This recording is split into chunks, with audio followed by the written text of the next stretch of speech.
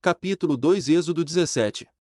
A fama dos hebreus, que se espalhava por toda parte, lançou o temor no espírito dos povos vizinhos, os quais, de comum acordo, deliberaram expulsá-los e até, se possível, exterminá-los completamente.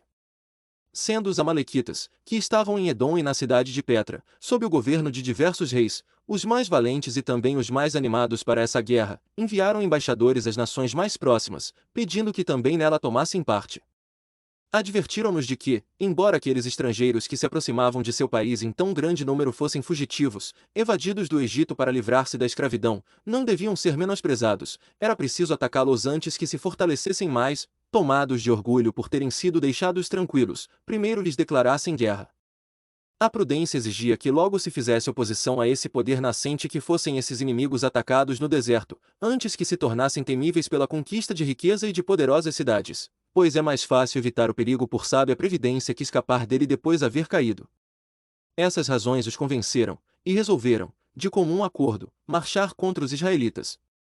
Moisés, que jamais imaginava ter de se empenhar numa guerra, vendo os hebreus espantados com um tão imprevisto perigo, pela necessidade de combater inimigos tão aguerridos e providos de todos os recursos necessários, dos quais o seu povo estava destituído, exortou-os a confiar em Deus, pois era por ordem e com auxílio dele que haviam preferido a liberdade à escravidão e vencido tudo o que se opusera à sua retirada. Aconselhou-os a pensar apenas em vencer, sem imaginar que a abundância que tinham os inimigos de todas as coisas necessárias para a guerra significasse alguma vantagem, pois, tendo Deus do seu lado, não poderiam duvidar de que sobrepujariam os adversários em tudo. Depois de terem experimentado a força invencível do auxílio divino em ocasiões mais perigosas que a mesma guerra, pois na guerra o combate é contra homens, deviam lembrar que, estando cercados pelo mar e por montanhas, às vezes prestes a morrer de fome e de sede, Deus lhes abrirá caminho através das águas e os livrará por vários milagres dos extremos com que se depararam.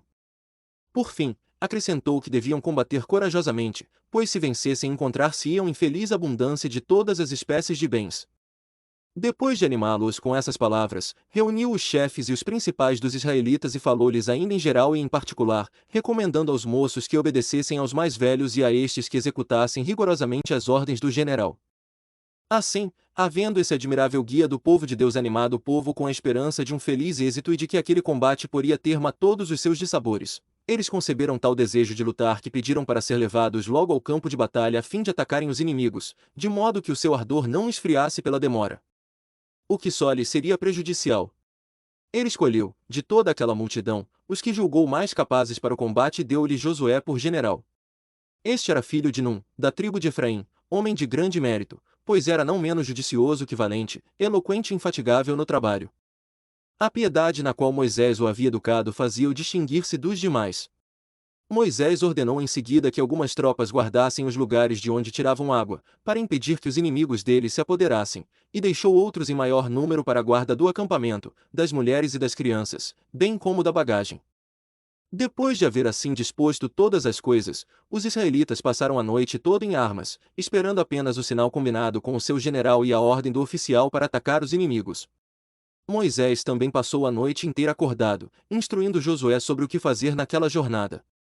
Quando raiou o dia, exortou-o a esforçar-se para corresponder por meio de suas ações à esperança que se depositava nele e a conquistar por feliz êxito a estima dos soldados. Falou também em particular aos principais chefes e em geral a todo o exército, instigando-os a bem cumprirem cada um o seu dever. Depois de dar-lhes todas essas ordens, recomendou-os a Deus e ao comando de Josué e retirou-se para o monte.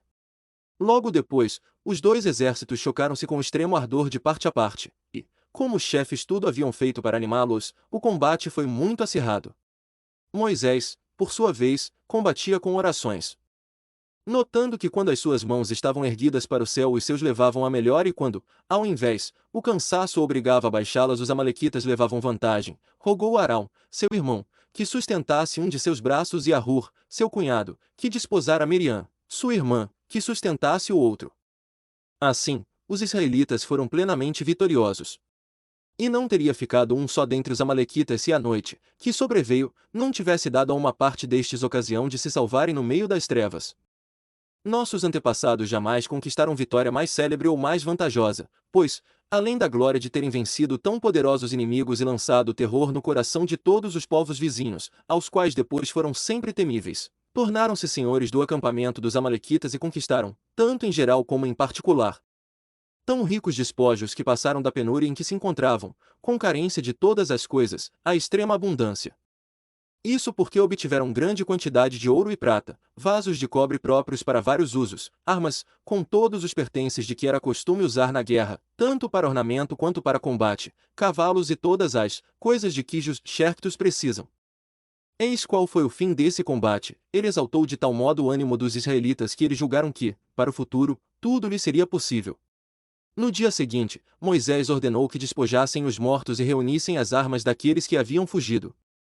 Em seguida, distribuiu recompensas aos que se haviam distinguido em tão grande feito e louvou publicamente o valor e o procedimento de Josué, ao qual todo o exército prestou ao mesmo tempo, por meios de aclamações, glorioso testemunho à sua virtude. Porém, o mais extraordinário nessa grande vitória foi o fato de não custar a vida a um só israelita, embora a carnificina entre os inimigos fosse notável, de modo que não se podiam contar os mortos. Moisés levantou um altar com esta inscrição: ao Deus vencedor. Ofereceu sobre ele vários sacrifícios e predisse que a nação dos amalequitas seria inteiramente destruída, pois, ainda que os hebreus jamais os tivessem ofendido, eles haviam sido muito injustos e desumanos, atacando os israelitas no deserto, onde estes sofriam com a falta de tudo. Dedicou a seguir um banquete a Josué, para testemunhar a alegria que estava sentindo pela vitória que este obtivera. Todo o acampamento ressoava, ao mesmo tempo, com cânticos em louvor a Deus, e alguns dias se passaram assim, em festas e regozijo.